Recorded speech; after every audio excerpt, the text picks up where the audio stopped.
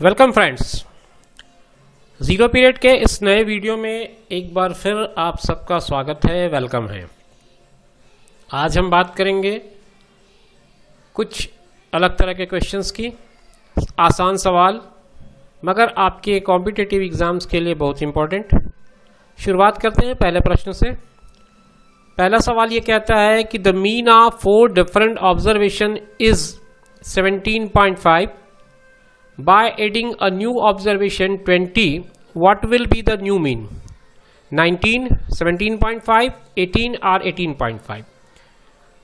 Question ये कह रहा है कि 4 ऑब्जर्वेशंस हैं, 4 प्रेक्षण हैं आपके पास, और ये चारों प्रेक्षण का जो मीन है यानी कि औसत है यानी कि माध्य है वो 17.5 है, 17.5 है, ये इसका मीन है। ठीक है, अब एक नया ऑब्जर्वेशन और आया, इसमें एक न्यू ऑब्जर्वेशन यहां पर ऐड हो गया। अब ये न्यू ऑब्जर्वेशन के आने से मीन में चेंज आएगा। ये जो न्यू ऑब्जर्वेशन है वो है 20। ठीक, what will be the new mean? अब आपको जो मीन नया आएगा ये ऑब्जर्वेशन के ऐड होने के बाद वो क्या होगा ये सोच करके बताना है।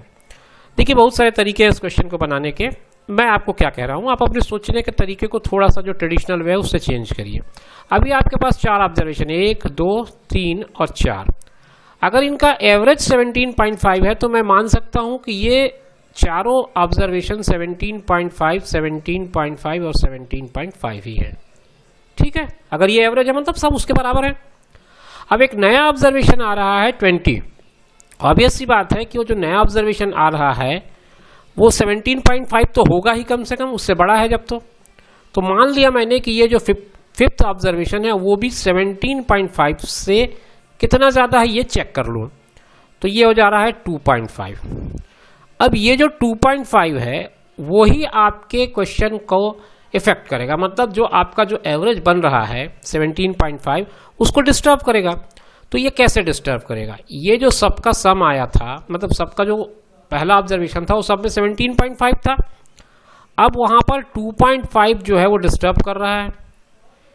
यहां से आप 2.5 को ये पांचों ऑब्जर्वेशन, चौथे के साथ ये पांचों में भी आएगा ये, अगर 2.5 को मैं इस पांचों ऑब्जर्वेशन के साथ डिस्ट्रीब्यूट कर दूं तो मुझे सारे ऑब्जर्वेशन में 0.5 को इंक्रीज करना पड़ेगा।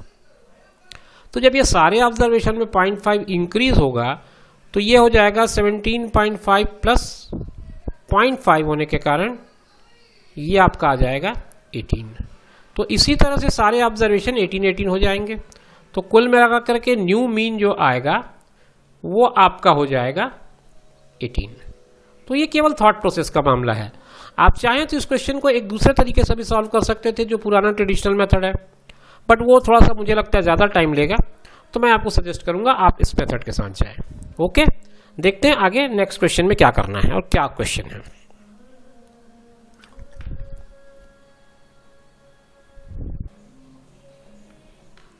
दूसरा क्वेश्चन ये कहता है, Ravi can complete a journey in 10 hours. He travels first half of the journey at the speed of 21 km/h and second half of the journey at the speed of 24 km/h. Find the total journey in kilometre. Ravi अपनी journey को 10 घंटे में पूरा कर रहा है। वो first half को वो 21 km/h के स्पीड से कवर करता है और जो सेकेंड हाफ की जर्नी होती है उसको वो 24 km/h की स्पीड से कवर करता है। अब ये जो पूरा का पूरा डिस्टेंस है ये 2 पार्ट में डिवाइडेड है, फर्स्ट हाफ और सेकेंड हाफ। तो मैं क्या सजेस्ट करूंगा आपको कि आप ये जो डिस्टेंस है उसको 2x अज्यूम कर लो। आप पूरे डिस्टेंस को 2x अज्यूम कर लो। एक पार्ट जो फर्स्ट हाफ है उसको x और दूसरा जो सेकेंड हाफ है उसको x। अब इसको वो कवर कर रहा है 21 km/h की स्पीड से, तो इसमें टाइम लग जाएगा x/21। आपको पता ही है formula, time equal to distance upon speed, वो फार्मूला हम यहाँ लगा रहे हैं। सेम काम यहाँ पे होगा, ये भी x डिस्टेंस कवर करेगा बट अब की बार उसका स्पीड जो है 24 km/h होगा और दोनों का जो टाइम होगा टोटल वो 10 hours का होगा। अब आप देखिए दोनों में x सुपर न्यूमरेटर में है, मैं क्या कर रहा हूँ को x को सीधा सीधा कॉमन ले लिया। अब ये सिंप्लीफाई अगर मैं करता हूँ तो 21 और 24 का मुझे एलसीएम लेना पड़ेगा। 21 होगा 3 इंटू 7 और ये होगा 3 इंटू 8, मतलब 3 आपका कॉमन है, तो 3 इंटू 7 इंटू 8 ये आपका एलसीएम हो जाएगा। 3 इंटू 7 इंटू 8, तो यहाँ आएगा 8 और यहाँ आएगा 7। ये रैशनल नंबर का एडिशन का मामला है, कोई ज़्यादा इसमें कॉम्प्लिकेशन नहीं है।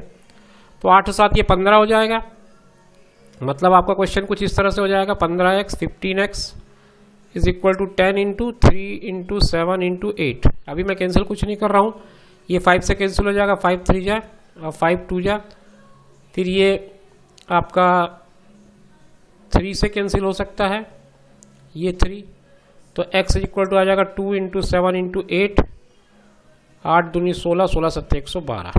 ये 112 किलोमीटर आपका फर्स्ट हाफ का डिस्टेंस आया, मतलब x की वैल्यू जो आई आपकी वो आई 112, यानी कि आधा डिस्टेंस उसका 112 है, तो 2x जो होगा वो 2 गुणित 112 यानी कि 224 किलोमीटर का आएगा। आपके आंसर में ऑप्शन बी दिया हुआ है 224 किलोमीटर। तो इस तरह से इस क्वेश्चन को आप अगर बनाते हैं तो आपका आंसर आ रहा है 224 किलोमीटर, मतलब रवि जो है वो 10 घंटे में 224 किलोमीटर कवर करता है। थोड़ा सा आपको मैं इस कैलकुलेशन के बारे में बता दूं कि आप जब कैलकुलेशन करते हैं तो एकदम से मल्टीप्लाई मत किया करें, क्योंकि काफ़ी कुछ कैंसिलेशन हो जाता है। तो ये देखिए आपको 2, 7 और 8 का ही मल्टीप्लिकेशन करना था। यहाँ 21 और 24 का एलसीएम निकालते समय मैंने थोड़ा सा क्या होशियारी दिया वो देख सकते हैं आप, ये कैंसिलेशन को देख सकते हैं। तो ये आपको सोच अपनी बदलनी पड़ेगी। आप काम वही करते हैं, ऐसा नहीं है कि आपने ये क्वेश्चन नहीं किया या पहले नहीं किया होगा, आपने सब कुछ किया होगा, आपने प्रैक्टिस भी करी होगी, बट आपको अगर टाइम सेविंग करनी तो आपको अपना थॉट प्रोसेस चेंज करना होगा, और आप इस थॉट प्रोसेस के साथ जाएंगे तो डेफिनेटली आपके क्वेश्चन जो है क्विकली और करेक्ट बनेंगे। देखते हैं अगला क्वेश्चन क्या बोलता है।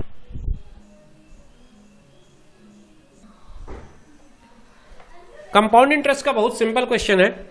कहता है find compound interest on ₹7,500 at the rate of 4% per annum for 2 years compounded annually. पहली चीज तो यह है कि कंपाउंडेड एनुअली दे दिया है, इसलिए हमारा आधा टेंशन तो ऐसे ही दूर हो गया है। एनुअली है इसलिए ना कोई रेट पे कोई चेंज करना है ना टाइम में कोई चेंज करना है।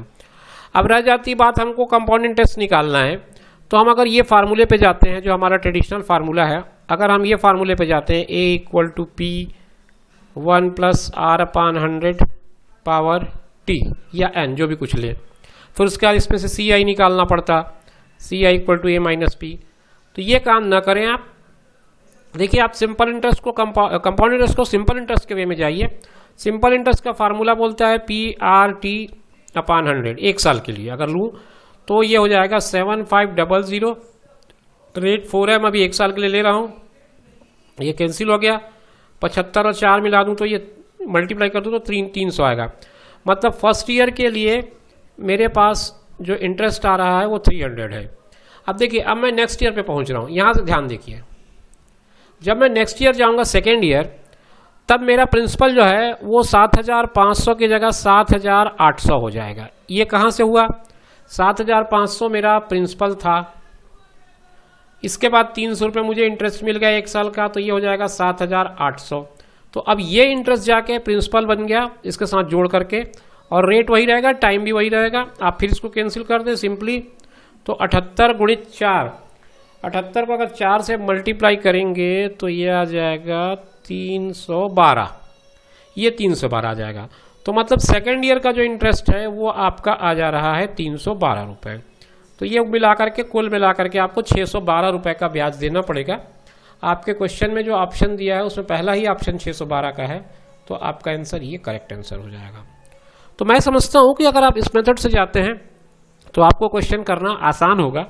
अगर यही क्वेश्चन 3 इयर्स के लिए दिया होता तो आप एक बार एक काम फिर से कर देते, ये 312 आप इसमें ऐड कर देते, प्रिंसिपल आपका चेंज हो जाता, फिर आप जो भी नंबर आता उसके साथ 4 को मल्टीप्लाई करके आराम से आंसर निकाल लेते। ये अपॉन 100 है, ये भी आपको इजी कर देगा। अगर आप थोड़ा सा अपना थॉट प्रोसेस चेंज करते हैं तो आपको ये सब 100 करने की जरूरत नहीं पड़ेगी, 2 0 ऑटोमेटिक कैंसिल दिखते रहेंगे आपको।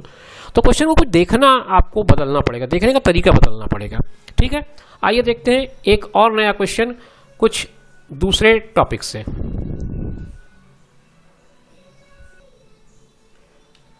चलिए एक क्वेश्चन देख लेते हैं पाइप सिस्टम पे based. A tape can fill a cistern in 8 hours and another tape can empty in 16 hours. If both the tapes are open together, the time taken to fill the cistern will be. दो आपके पास pipe है। एक pipe जो है 8 घंटे में टंकी को भर देता है, दूसरा पाइप जो है 16 घंटे में टंकी को खाली कर देता है।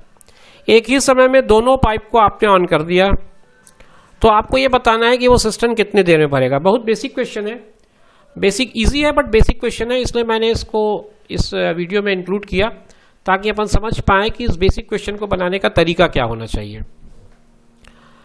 ऐसे क्वेश्चन में हमने 1 घंटे का काम निकालना होता है। जैसे 8 घंटे में वो पूरा टंकी भरता है, ठीक है, 8 घंटे में पूरा टंकी मान लो अपन ने 2 टैप ले लिए, एक टैप को नाम दे दिया ए का और दूसरे टैप को नाम दे दिया बी का। तो ए क्या करता है, 8 घंटे में पूरा भरता है, मतलब 1 घंटे में वो 1/8 काम करता है। बी भी 16 घंटे में खाली करता है, तो इसका मतलब वो 1 घंटे में 1/16 काम करता है। ये दोनों 1 आवर के वर्क्स हैं दोनों के, लेकिन ये जो वर्क है ये पॉजिटिव है और ये जो वर्क है ये निगेटिव है, ये फर्क है दोनों में। तो अगर मैं 1 घंटे का वर्क टुगेदर निकालूं तो ये हो जाएगा 1/8 - 1/16, मतलब 1 घंटे में टोटल काम तो इतना ही हुआ। इसने काम पॉजिटिव किया, इसने काम निगेटिव किया, इसका मैं एलसीएम ले लूंगा तो 16 आ जाएगा, 2 - 1 कर दूंगा तो 1/16 आएगा।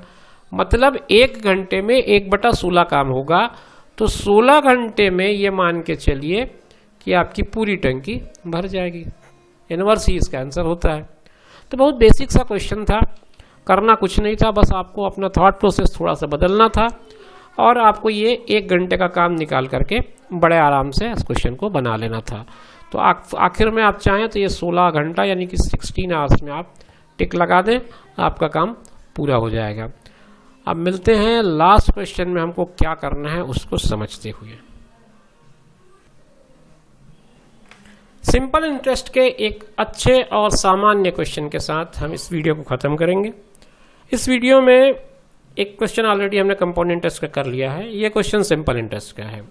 बहुत सिंपल क्वेश्चन है, बहुत बेसिक क्वेश्चन है। इस क्वेश्चन में कहता है कि the simple interest on a definite amount is 32/200 of that principal money.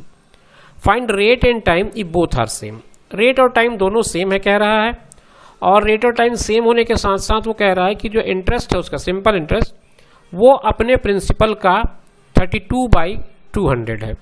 अगर मैं प्रिंसिपल को x ले लूं सपोज, तो इसका मतलब इसका SI जो होगा वो 32x/100 होगा, 200 सॉरी। तो अगर मैं SI का बेसिक फार्मूला चाहूं तो वो होता है P × R × T/100। इसमें मैं पुट कर दूं वैल्यूज को तो ये हो जाएगा इतना। P मुझे पता है, R और T दोनों इक्वल हैं, मैंने दोनों को R ले लिया, यहाँ 100 रख दिया। ये 0 तो कैंसिल हो जाएंगे आपके, यहाँ पे 2 बचेगा, 2 कैंसिल कर देगा, 16 बचेगा, x से कैंसिल हो जाएगा, तो ये 16 इधर बचेगा और उधर R² बचेगा।